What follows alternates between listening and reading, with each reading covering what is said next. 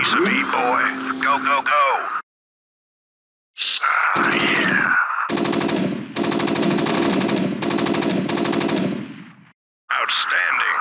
Rock and roll.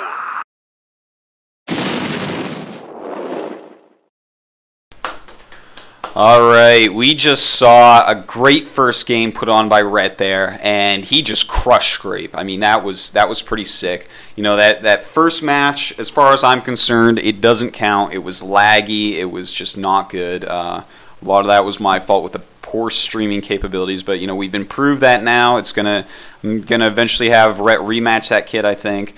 But Grape looked like he was almost outclassed there, and this is a real B-teamer, guys. I mean, I've been saying it over and over. The top foreigners are the same level as B-teamers, you know, low to mid-level B-teamers in Korea. And I think Rhett just showed you that, wow, you know, Grape made this just one mistake, that one army going up and just wasting those zealots, and Rhett just totally outmacroed him, controlled the map, and Grape had basically no chance.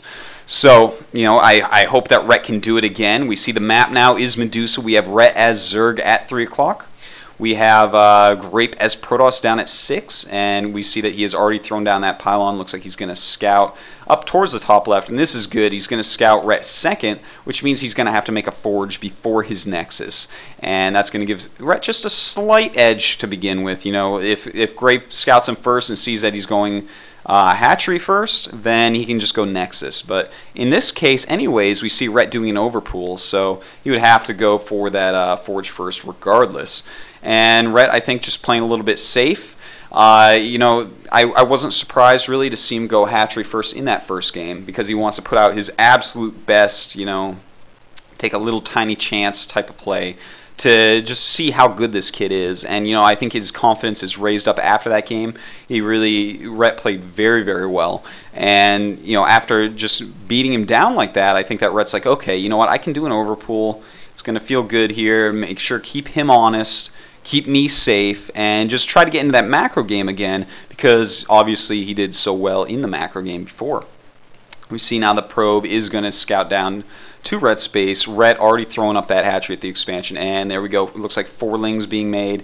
You know, probably that's going to be all he wants. He realizes there's no rush coming or anything like that. But he's going to be able to kill this probe pretty quickly and keep Grape from scouting him, and that's pretty much what he wants. I don't know exactly what build Rhett has planned here, but I suspect it's going to be a high economy build again. You know, that's Rhett's style. That's how he likes to play. And, you know, as I was saying before, you know, Rhett just won DreamHack. He's playing great right now. You know, I think he's a favorite to be invited to BlizzCon this year. It's going to have 4 foreigners this time.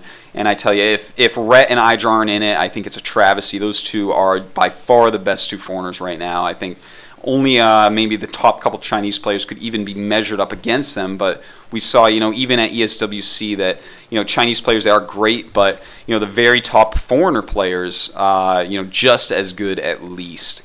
We see now that Rhett has taken this 3rd base. And, you know, right now, StarCraft 2 is on the brink of coming out. The beta is going to be out any time now. And Rhett is in such great shape. You know, I've been saying since since the game was announced that, you know, Rhett is one of my picks to be one of the very top StarCraft 2 pro gamers.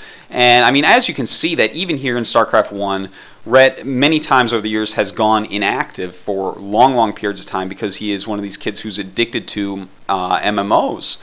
So, you know, even so, he comes back and he becomes just this monster in the foreigner scene. As you can see, I mean, he can compete with low-level pro gamers, as we saw in that last game, and hopefully we'll see in this game as well. So, you know, I think that this is one of the more talented RTS players that you guys are going to be able to see. And it's pretty exciting because, you know, Korea, they pump out these amazing players. You know, this Grape kid, he is quite lucky to become a pro gamer. There are so many kids over here trying all the time. You know, every month 500 kids play Courage trying to win their licenses. This is one of the players who did win the license and did become a pro gamer just recently. So, you know, he's putting out his best efforts, the laundry toss, and let's see what he's going to do here. He's already got his gas going. You know, he's got a couple cannons this time. He's got to play a little bit safer. He's going to want a second zealot out to help block right here.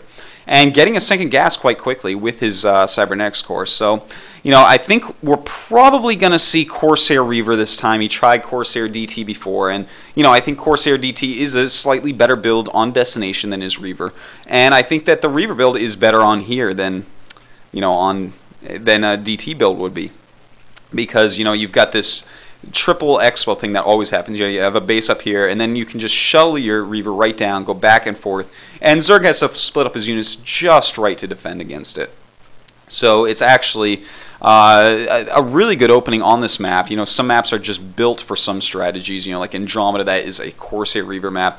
Medusa, I believe that to be a Corsair Reaver map, especially considering the third base when Protoss wants to take it. Zerg can make some lurkers, bust down this temple right here, and get up and harass this. And, just cannons alone do not hold off a Zerg army. You really need some Reaver support in there. And having a speed shuttle with Reaver and come up and block this is really helpful, especially with the speed shuttle, because if you come up and block this may have been just a feint, and then he pulls back and attacks your front, and then you need to get your Reaver over there ASAP, or you might get busted. So we see he is getting that faster box facility, and it's almost quite predictable what he's going to do. I think Rhett is going to assume that this is what's going to happen, and we see that actually Rhett has teched up pretty quickly with no Spire this time. He's got the Hydralisk Den and a quick layer, but we do not see a quick Spire here. But look at this, a very nice little probe scout. Popping that right up there. Rhett has not seen it yet. He's sent no units to kill it, and it's going to see that there is, in fact, no Spires. So Rhett may, in fact, right now be getting the research for Lurker. And if so, that means he's going to try to bust up here and put some pressure back. But Grape is ready. Excuse me, their voice getting a little bit dry. But Grape right now getting ready to defend against that. I think he's might even be thinking of making a Nexus here by the placement of that probe, but definitely at least some cannons before the lurkers do knock it down, if in fact that is what's going to happen. And we see with the Corsair coming out that is in fact what's going to happen. Speed already done for Overlords, so we see this is why he did not make a Spire. He needed to upgrade Overlord's speed as well as lurkers, as well as make lurkers, and that is very gas intensive. You can't really open with Scourge when you want to do some sort of timing like this. And with the placement of these buildings, he may even be able to bury some lurkers out here and pick these buildings off, which is going to make it a lot easier to bust this later with these buildings not getting in the way of the Zerg unit's AI. So we see that now Grape is starting to pump out Reavers for sure. He's already got that shuttle out. I would be surprised if he's not getting speed right now. And here come the lurkers. I think these are going to go right for the temple. And never mind, I am stupid. Looks like he's going to go right for the front, try to break down the forge and the gateway. And, not necessarily a bad decision. He may, in fact, because he already has Overlord speed, be getting Overlord drops, which is actually pretty good. We've seen some really strong play on Medusa somewhat recently on this map in Zerg vs. Protoss, where, you're kind of pressuring in the front, you're pressuring over here, and it looks like he is going to knock that down as well, but you're pressuring over here, you're pressuring the front, and then you just load up and bring it to the main, and, I mean, what is Protoss going to do? They have to run all over the place. Protoss is pretty mobile overall, but Zerg mobility can just be absolutely disgusting. And, if Protoss is not on top of every little thing, some really advanced attacks like that can work quite well. And look at that. Nice little spread of those Zealots, really damaging both lurkers quite a bit. A very well-timed Observer, actually, as well. And we see 3 Corsairs over here harassing. And a Reaver! There we go. Very nice. 4 kills on that first shot. And Rhett notices quite late. Oh my god. Another 5 kills. 10 kills on this Reaver. Rhett has to be frustrated by that. And here comes some Hydralisks. This is what happens when you do not open with a Scourge build against a Corsair build. Right now, even though Rhett is pressuring quite well on the map, he is still free to roam about with his Reaver, with his Corsairs, and do whatever damage that he can. And we see that already 10 drones dropping from Rhett. But look at this drone saturation still. Oh my god. Rhett is such a drone whore. Look at this. I can't believe he has this many drones after losing 10 that quickly. And here we go. He is busted up through here. Already 3 cannons. Here come the Speed Zealots. And the Reaver is back to help as well. Now let's see what Rhett does here. Has he upgraded Overlord drops? If he has, he may be able to make an amazing move coming up here.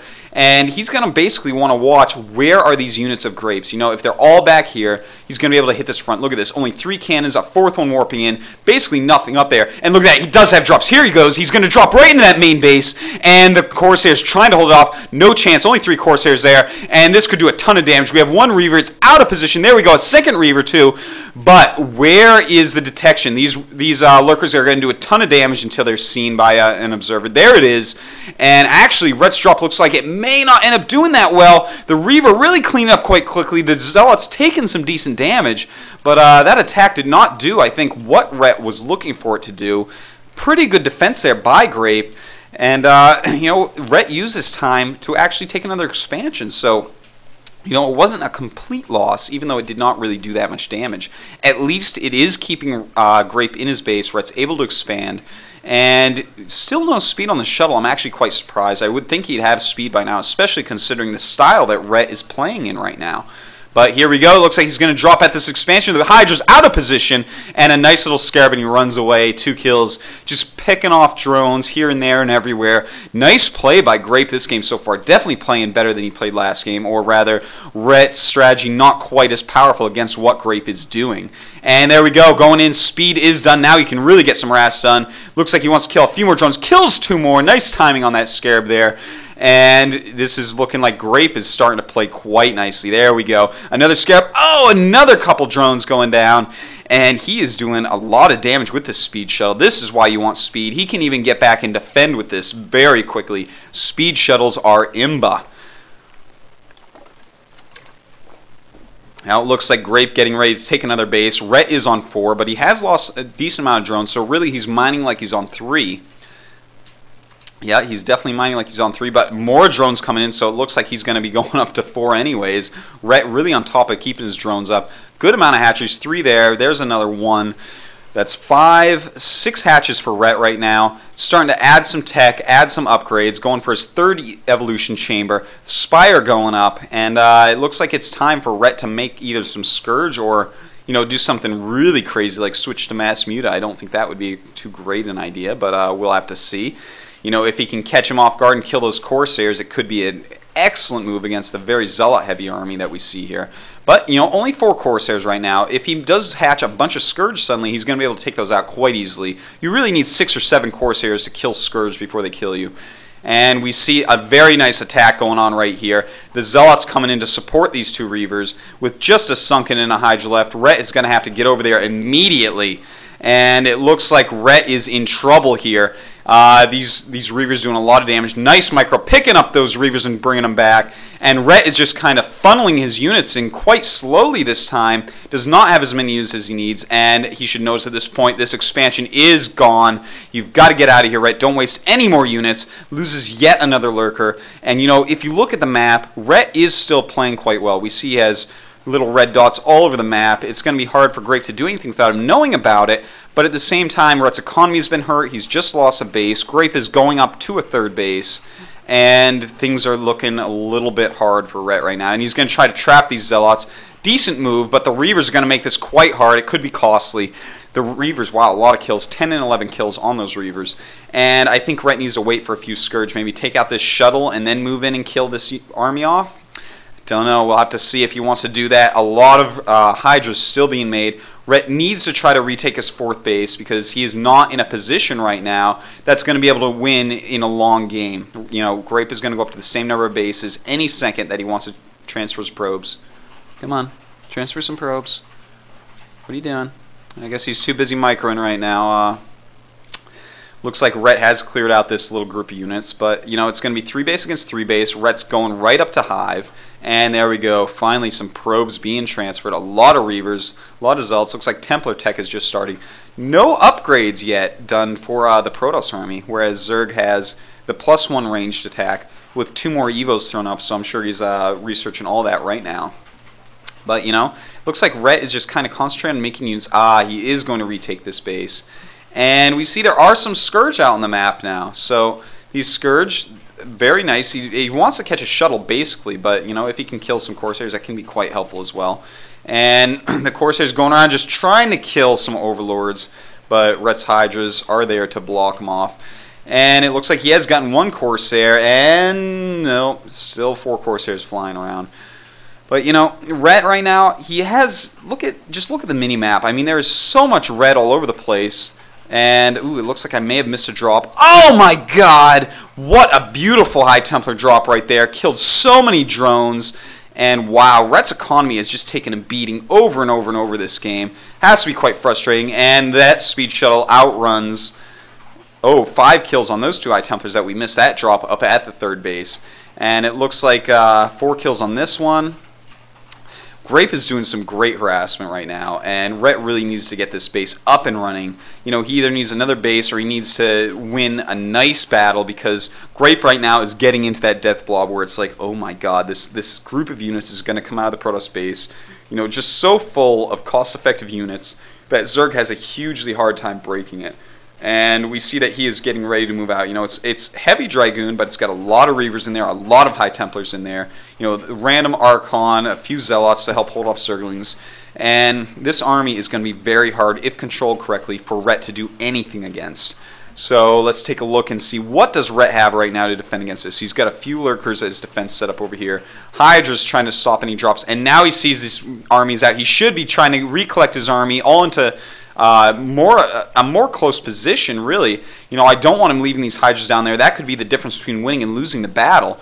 And it looks like Rhett really does not have that many units right now. You know, last game he massed so well. This game he's lost so much economy that it's just not going quite as well. Trying to pick off some Reavers, some shuttles, but, you know, not working. Too good control by Grape. And he picks off a few Lurkers here and there, and that is, you know, that's pretty expensive when Rhett's been sitting on 2 gas all game long.